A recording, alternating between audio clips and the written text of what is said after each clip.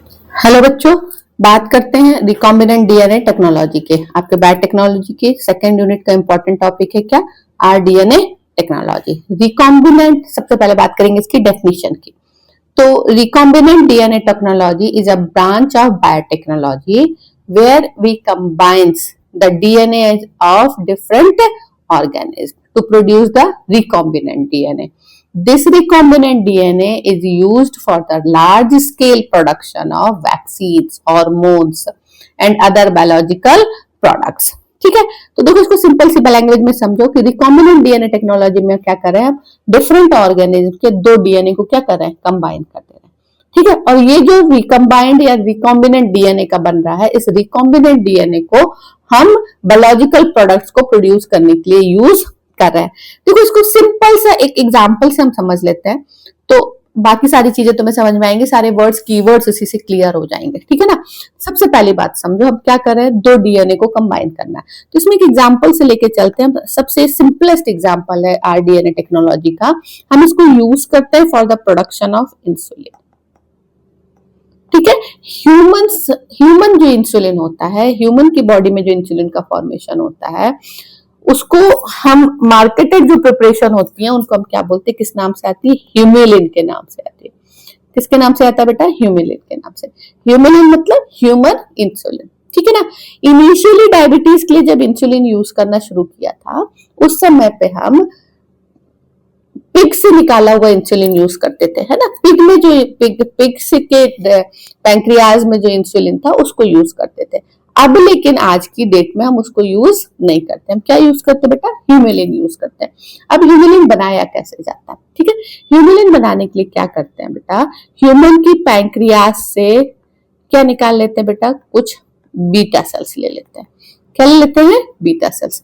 ये जो beta cells हैं, इन बीटा सेल्स के डीएनए को क्या कर लेते हैं, हम आइसोलेट कर लेते हैं। ठीक है, अब ये जो डीएनए है, इस डीएनए का पूरा डीएनए तो इंसुलिन नहीं बनाएगा।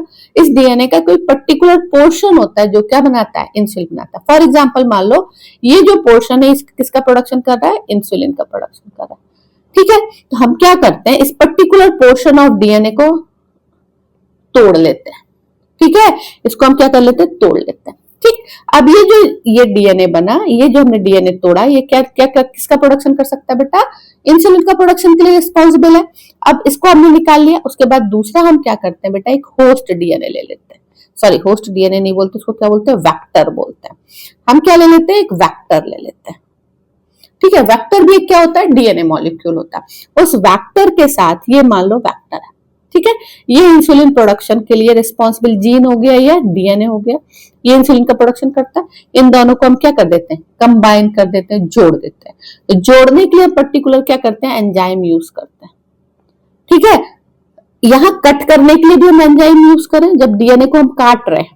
ठीक है, जिस पर्टिकुलर डीएनए के पोर्शन को हमें कट करना है, उसके लिए भी हम एंजाइम यूज करते हैं। ठीक है, कट करने के लिए जो एंजाइम यूज करते हैं, हम उसको क्या बोलते हैं, रिस्ट्रिक्शन एंडोन्यूक्लियेज, है ना। अभी आगे पढ़ाएंगे डिटेल में इसको। ठीक है, अब ये दो डीएनए हमारे पास आ गए, एक वेक्टर का डीएनए और दूसरा कौन सा है, इंसुलिन प्रोड्यूसिंग डीएनए। इन दोनों को हम क्या कर देंगे, जोड़ देंगे, जोड़ कंबाइन कर देंगे या जोड़ देंगे।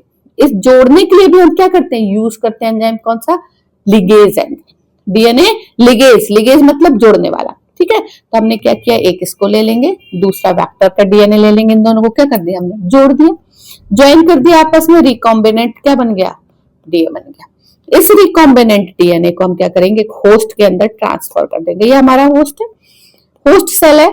इस होस्ट सेल के अंदर हम अपना रिकॉम्बिनेंट डीएनए को क्या कर देंगे बेटा, ट्रांसफर कर देंगे।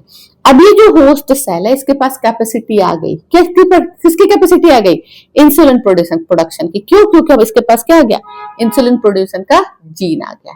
ठीक है, अब इस होस्ट सेल के नंबर को हम इंक्रीज करेंगे, 102, 204, तो उसको हम कल्चर मीडिया में रखेंगे।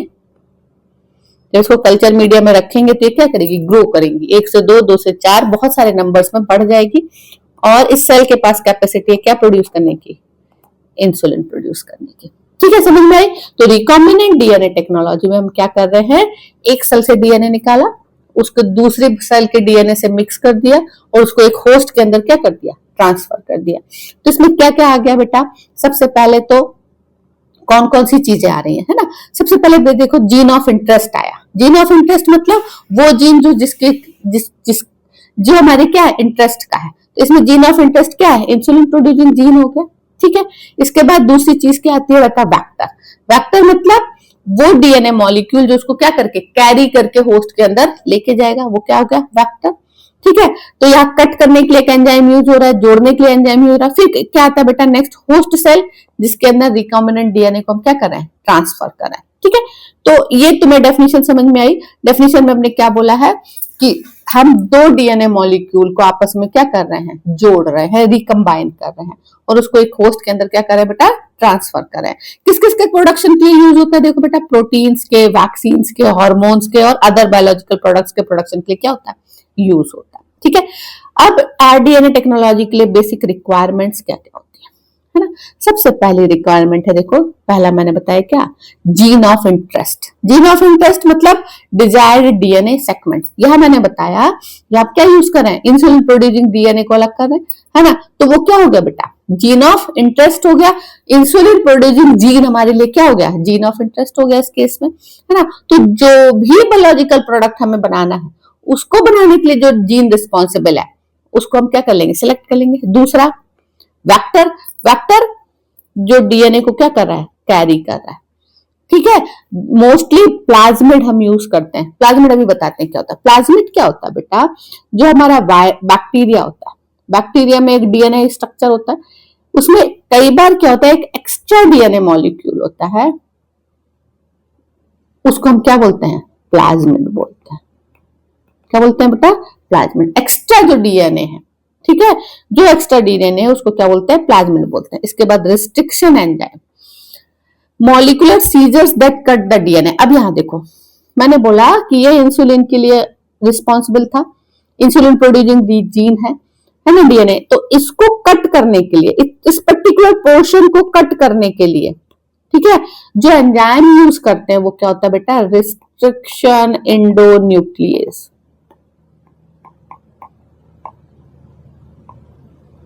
ठीक है। रिस्ट्रिक्शन एंडोन्यूक्लियस वो क्या कर रहा है, उस पर्टिकुलर पोर्शन ऑफ डीएनए को क्या कर रहा है, कट कर रहा है। इसलिए इसको हम और क्या बोलते हैं, मॉलिक्यूलर सीजर भी बोलते हैं।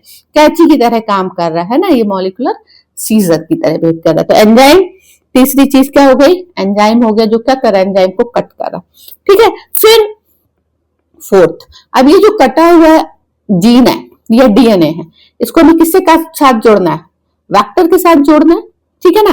एड दोनों को जोड़ रहे हैं, वेक्टर के डीएनए को और जीन ऑफ इंटरेस्ट को आपस में क्या करना है, कंबाइन करना है। कंबाइन के लिए जो एंजाइम यूज करते हैं वो कौन सा यूज करते हैं बेटा, डीएनए लिगेज एंजाइम। कौन सा, डीएनए लिगेज, ठीक है ना। तो जोड़ने के लिए जो एंजाइम यूज हो रहा है, मॉलिक्यूलर ग्लू, वो ग्लू जो दो डीएनए को आपस में क्या कर रही है, जोड़ रही है, वो क्या कहलाती है बेटा, डीएनए लिगेज एंजाइम कहलाता है, ठीक है। नेक्स्ट इसके बाद आता है फिफ्थ थिंग जो इंपॉर्टेंट है, वो है होस्ट सेल। होस्ट सेल वो सेल होती है जिसके अंदर हम रिकॉम्बिनेंट डीएनए को क्या करते हैं, ट्रांसफर करते हैं, उसके अंदर डाल देते हैं। होस्ट सेल मोस्टली क्या यूज करते हैं, हम बेटा बैक्टीरिया यूज करते हैं, कई बार ईस्ट, और बहुत रेयर केसेस में हम मैमेलियन सेल्स को भी यूज करते हैं, ठीक है। तो ये हो गया होस्ट सेल। लास्ट के बाद आता है देखो सिलेक्शन मार्कर्स। समझो बात को, अब हमने क्या किया है, होस्ट सेल के अंदर हमने रिकॉम्बिनेंट डीएनए को डाल दिया। अब एक सेल के अंदर नहीं डालते बेटा, बहुत सारी सेल्स होती हैं, है ना, पूरी कम से कम लाखों की संख्या में सेल्स होती हैं जिनके अंदर हम रिकॉम्बिनेंट डीएनए को डाल रहे हैं। अब उन लाखों सेल्स में हर एक सेल के अंदर रिकॉम्बिनेंट डीएनए नहीं जाता, कुछ में जाता है, कुछ में नहीं जाता, ठीक है ना। तो किन किन सेल्स के अंदर रिकॉम्बिनेंट डीएनए गया है, वो सिलेक्ट करने के लिए कुछ पर्टिकुलर मार्कर हम यूज करते हैं, उन्हीं को क्या बोलते हैं हम, सिलेक्शन मार्कर बोलते हैं, ठीक है ना। तो ये क्या बोल रहा है देखो, genes use to identify the transformed cell. ये जो हमारी होस्ट सेल जिसके पास रिकॉम्बिनेंट डीएनए गया है, तो वो क्या हो गई, ट्रांसफॉर्म हो गई। क्या ट्रांसफॉर्मेशन हो गया, ये होस्ट सेल पहले इंसुलिन प्रोड्यूस नहीं कर पा रही थी, लेकिन जब इसके अंदर आरडीएनए चला गया तो क्या प्रोड्यूस कर सकती है, इंसुलिन प्रोड्यूस कर सकती है, तो ना। तो इसी ट्रांसफॉर्म्ड सेल को आइडेंटिफाई करने के लिए जो मार्कर यूज करते हैं उसको हम क्या बोलते हैं बेटा, सिलेक्शन मार्कर बोलते हैं, है ना। तो लास्ट में आ जाता है सिक्स्थ पॉइंट जो है, इसमें क्या हो गया, सिलेक्शन मार्कर हो गया, ठीक है। तो ये 6 चीजें होती है किसमें, आरडीएनए टेक्नोलॉजी में इंपॉर्टेंट चीजें। सबसे पहला जीन ऑफ इंटरेस्ट। ठीक, जीन ऑफ इंटरेस्ट मतलब वो जीन जो हमारे लिए क्या है, जिसकी हमें जरूरत है, जिससे कि हमको प्रोटीन का फॉर्मेशन करना है। वेक्टर जो डीएनए को कैरी करेगा। रिस्ट्रिक्शन एंजाइम सीजर की तरह बिहेव करता है, एंजाइम को क्या करता है, काट देता है। डीएनए लिगेज जो है दो डीएनए को क्या कर रहा है, जोड़ रहा है। लास्ट में आ जाता है क्या बेटा, होस्ट सेल, जिसके अंदर की हम क्या कर रहे हैं, रिकॉम्बिनेंट डीएनए को ट्रांसफर कर दे रहे हैं। ठीक है, तो ये मेन इंपॉर्टेंट पॉइंट्स होते हैं किसके, बेसिक रिक्वायरमेंट होती है किसके, आरडीएनए टेक्नोलॉजी की। ठीक है, अब इसमें एक एक पॉइंट, ये बेसिक एक डायग्राम मैंने आपको बता ही दिया है। ठीक है, अब एक डायग्राम, एक सिंपल सा ना इजी तरीके से एक डायग्राम बना, चलो अभी आगे आएगा। इसके बाद नेक्स्ट आ जाता है basic requirements of recombinant DNA technology, जो हमने 5-6 पॉइंट कंसीडर किए ऊपर, वो एक डिटेल में आएगा। सबसे पहला पॉइंट था जीन ऑफ इंटरेस्ट की बात करते हैं। ठीक है, अब सुइटेबल डोनर से हम अपना जीन ऑफ इंटरेस्ट को क्या कर लेते हैं, आइसोलेट कर लेते हैं। क्या एग्जांपल बता रहा है, देखो इंसुलिन प्रोड्यूसिंग सेल जीन है, या ग्रोथ हार्मोन के लिए जीन है, या इंटरफेरॉन प्रोड्यूसिंग जीन है, इन सबको क्या कर लेना है, आइसोलेट कर सकते हैं। जो भी बनाना है उस जीन को क्या कर लेंगे हम, आइसोलेट कर लेंगे। रिस्ट्रिक्शन एंडोन्यूक्लियस वो एंजाइम है वो जो क्या कर रहा है, डीएनए को कट कर रहा है। अब कहां से कितना कट करना है वो इंपॉर्टेंट होता है। बहुत अलग अलग टाइप के रिस्ट्रिक्शन एंडोन्यूक्लियस होते हैं, तो ये इनको क्या बोल रहे हैं बेटा, मॉलिक्यूलर सीजर बोल रहा है। These are the enzyme that recognize specific DNA sequence and cut DNA at specific site. ये डीएनए मॉलिक्यूल है, इसको पता है कि हमें डीएनए का ये पर्टिकुलर पोर्शन चाहिए, उसी पर्टिकुलर पोर्शन को क्या करता है, कट करता है। तो ये इसको रिकॉग्नाइज करता है और उसको क्या करता है बेटा, कट भी करता है ना। इसमें एग्जांपल आ जाता है बेटा EcoRI, HIND, III, ठीक है, BAM-HI, ये इनके नाम है, ये एग्जाम्पल है। ठीक है, ये किसका एग्जाम्पल है, रिस्ट्रिक्शन एंडोन्यूक्लियस के। डीएनए लिगेज अब मैंने अभी बताया, वो क्या करता है, मॉलिक्यूलर ग्लू होता है, जो कि दो डीएनए मॉलिक्यूल्स को आपस में क्या कर रहा है, जोड़ दे रहा है। क्या बनाता है, कौन सा बॉन्ड बनाता है बेटा, फॉस्फोडाइस्टर बॉन्ड का फॉर्मेशन करता है। ठीक है, नेक्स्ट आता है क्लोनिंग फैक्टर। क्लोनिंग फैक्टर मैंने अभी तुम्हें बताया, वो डीएनए मॉलिक्यूल है वो जिससे जाकर के हमारा जीन ऑफ इंटरेस्ट क्या होता है, जुड़ता है ना। तो vector carries the desired DNA into the host cell, है ना। फॉर एग्जांपल जैसे मान लो ये बैक्टीरियल सेल है, ठीक है, ये बैक्टीरियल सेल है। इस बैक्टीरियल सेल के अंदर क्या होता है बेटा, प्लाज्मिड होता है। क्या होता है, प्लाज्मिड, है ना। ये जो प्लाज्मिड है वो किसका काम कर रहा है, वेक्टर का काम कर रहा है। हम क्या करते हैं, इसको यहाँ पे तुम्हारा ये तो उसका न्यूक्लियोइड हो गया, है ना, ये न्यूक्लियोइड जो मेन डीएनए मॉलिक्यूल है। ठीक है, प्लाज्मिड क्या होता है, एक्स्ट्रा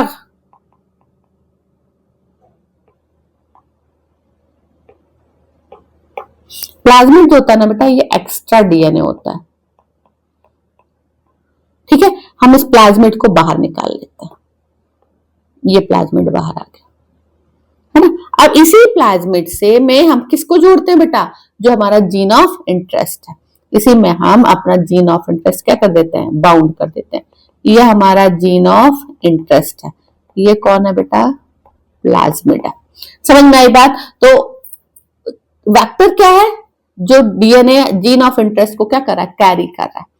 ठीक है, इसके बाद नेक्स्ट आ जाता है तुम्हारा होस्ट सेल। होस्ट सेल वही बैक्टीरियल सेल जिसके अंदर की हमारा ये जो वापस से ये जो हमारा जीन ऑफ इंटरेस्ट से जोड़ दिया, वापस से कहां जाएगा, बैक्टीरिया के अंदर चला जाएगा। होस्ट सेल जनरली हम क्या यूज करते हैं बेटा, ई कोलाई यूज करते हैं। बहुत रेयर केस में मैमेलियन सेल यूज करते हैं। जब भी तुम पढ़ोगे बेटा तो इसमें आ जाता है तुम्हारा क्या यूज करते हैं, ई कोलाई यूज करते हैं। ठीक है, लास्ट में देखो क्या आ रहा है, सिलेक्टेबल मार्कर। सिलेक्टेबल मार्कर क्या है, ऐसा मार्कर है जिससे कि हमें पता लगा रहे हैं कि जो होस्ट सेल्स थी किनके अंदर रिकॉम्बिनेंट डीएनए गया और किनके अंदर रिकॉम्बिनेंट डीएनए नहीं गया। ठीक है ना, तो क्या हो रहा है, ये selectable marker helps to identify host cell that have successfully received the vector. ठीक है ना, जिनके पास रिकॉम्बिनेंट डीएनए गया कि नहीं गया, वो जिस मार्कर से हम पता लगा रहे हैं वो क्या होता है बेटा, सिलेक्टेबल मार्कर होता है। ठीक है ना, इसके बाद आता है सुटेबल कल्चर मीडियम। अब ये जो बैक्टीरियल सेल है जिसके पास क्या है, जीन ऑफ इंटरेस्ट है, ठीक है, रिकॉम्बिनेंट डीएनए है, उसको हमें क्या कराना है, एक पर्टिकुलर कल्चर मीडियम में ग्रो कराना है, तो उसको हम कल्चर मीडिया बोलते हैं। और क्या बोलते हैं बेटा, न्यूट्रिएंट मीडियम भी बोल सकते हैं। उसी में क्या करता है, ये ग्रो करता है। ठीक है, अब देखो यहाँ पर बहुत सारे हम एंजाइम्स की बात करें, 3 एंजाइम्स हैं, डीएनए पॉलीमरेज है, रिवर्स ट्रांसक्रिप्टेज है, एल्केलाइन फॉस्फेटेज है और एंजाइम्स है। अभी आगे इसका डिटेल बताते हैं, ठीक है ना। अब यहां तक हो गया, ये फ्लो चार्ट ही है सिंपल सा। इसमें जीन ऑफ इंटरेस्ट लिया, रिस्ट्रिक्शन एंजाइम से हमने इसको काट के अलग किया, वेक्टर के साथ जोड़ दिया, किससे जोड़ा, डीएनए लिगेज से बाउंड करा दिया, रिकॉम्बिनेंट डीएनए बना, उसको होस्ट सेल के अंदर डाल दिया, सिलेक्शन और स्क्रीनिंग की और हमें क्या मिल गया, डिजायर्ड प्रोडक्ट मिल गया। ठीक है, ये फ्लो चार्ट करना हो करो, नहीं तो आप उसको नॉर्मली कर ही चुके हो। ठीक है, अब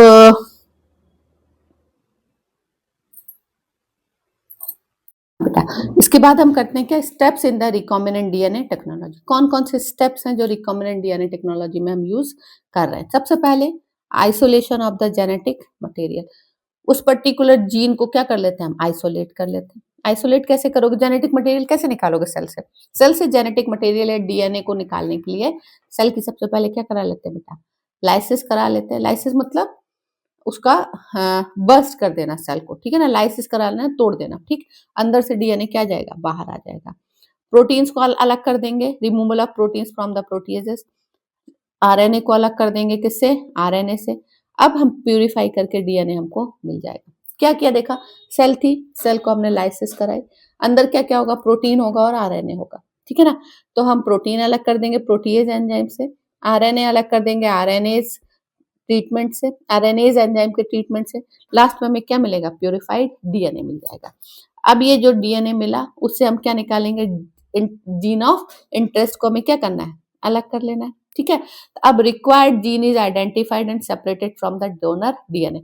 अब जो डीएनए में मिला था उससे हम अपना रिक्वायर्ड जीन क्या करना है, हमें तोड़ के अलग कर देना। एक बड़ा सा डीएनए मॉलिक्यूल है, उसमें से हमारे काम का सिर्फ कितना है, छोटा सा पोर्शन है, तो वो छोटा सा पर्टिकुलर पोर्शन हमें क्या करना है, आइसोलेट करना है या आइडेंटिफाई करके क्या करना है, आइसोलेट करना है।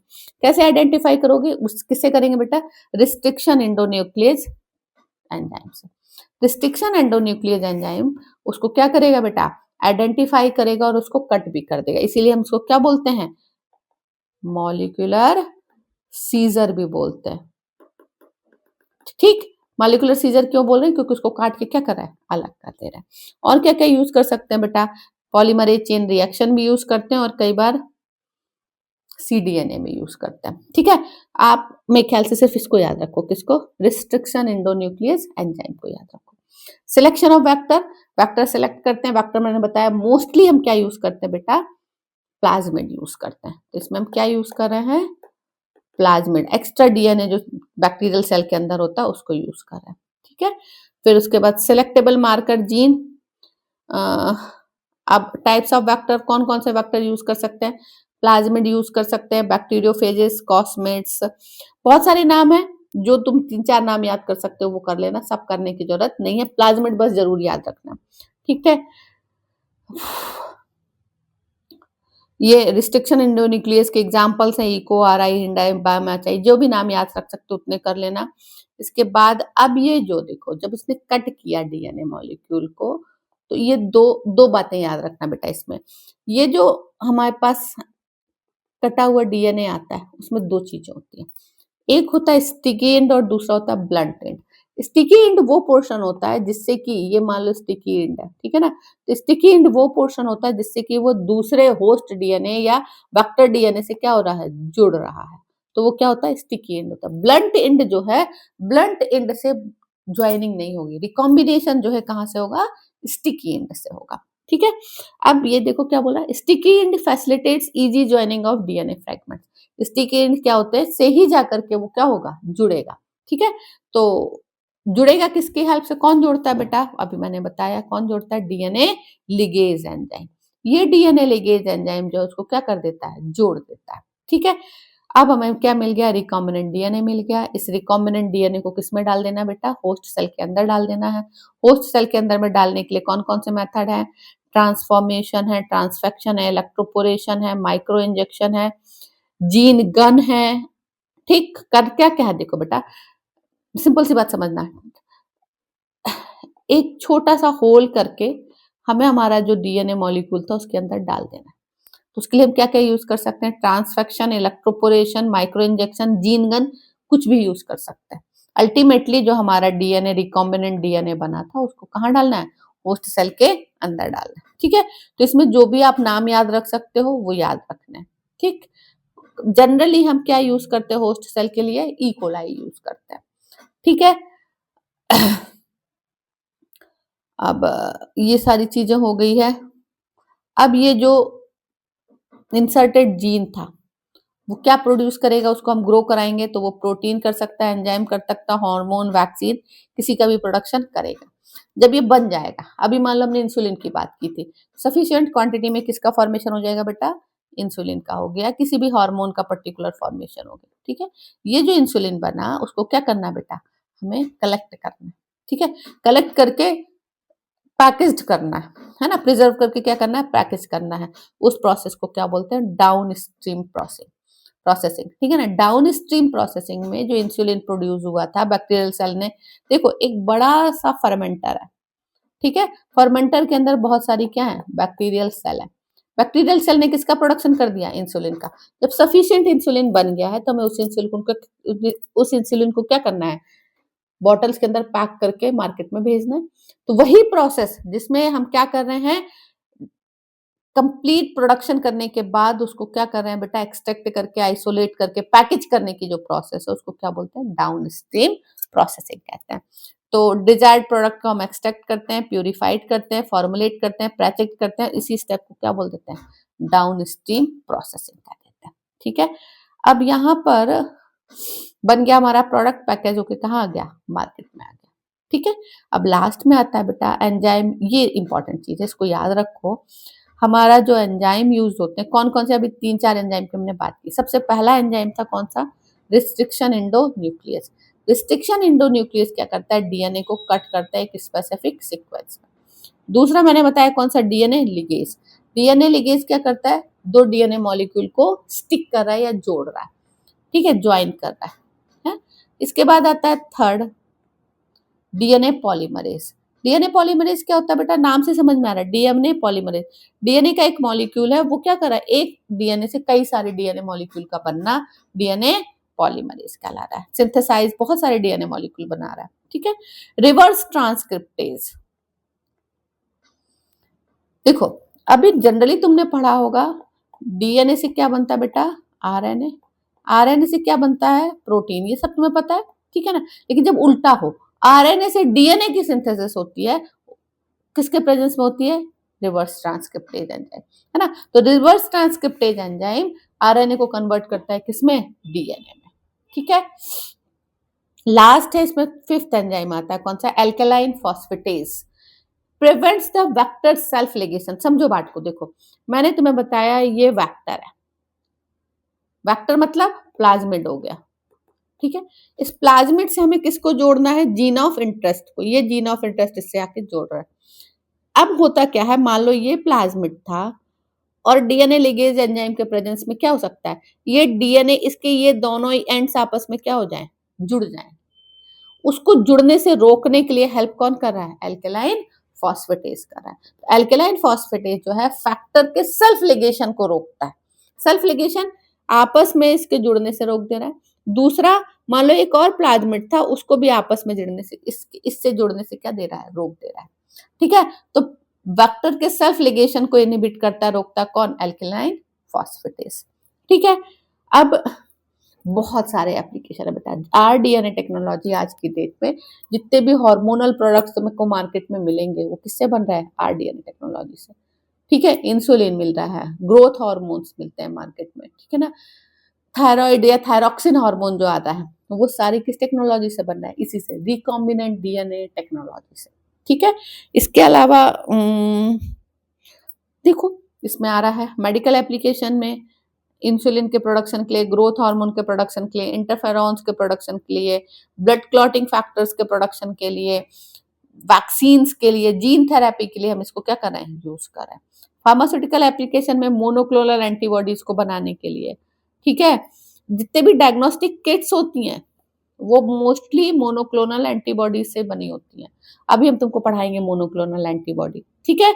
तो ये पेस्ट रेजिस्टेंट क्रॉप्स बनाने के लिए, डिसीज रेजिस्टेंट प्लांट्स बनाने के लिए, हाई वेराइटीज इंडस्ट्रियल एप्लीकेशन में आ जाएगा तुम्हारा। थर्ड, एंजाइम्स बनाने के लिए, बायोफ्यूल्स, बायोपॉलीमर्स, ठीक है, ये इसके क्या हो गए, एप्लीकेशंस हो गए। लास्ट में एडवांटेज, हाई क्वालिटी के प्रोडक्ट हमको मिलते हैं, लार्ज स्केल में प्रोटीन बना सकते हैं, कॉस्ट इफेक्टिव मैन्युफैक्चरिंग है, डिसीज डायग्नोसिस आसानी से हो जाती है, बहुत अच्छी वैरायटीज ऑफ क्रॉप्स मिल जाते हैं, ठीक है। सिर्फ इसकी एक ही प्रॉब्लम है बेटा, ये क्या होता है, एक्सपेंसिव होता है। बाकी कोई भी प्रॉब्लम रिकॉम्बिनेंट डीएनए टेक्नोलॉजी के साथ नहीं है, ठीक है। तो ये सारे यूजेस है। अब आज की डेट में मार्केट में बहुत सारे प्रोडक्ट है, ह्यूमिलिन है, हेपेटाइटिस बी की वैक्सीन है, ह्यूमन ग्रोथ हार्मोन है, इंटरफेरॉन है, इरिथ्रोपोएटिन है, टिश्यू प्लाज्मिनोजेन फैक्टर है, ये सब बन रहे हैं किससे, आरडीएनए टेक्नोलॉजी से, ठीक है। तो बेसिक कॉन्सेप्ट तुमको समझ में आ गया होगा, है ना। तो इसको कर लेना, आएगा एग्जाम में, हर हाल में आएगा, ठीक है ना। ओके।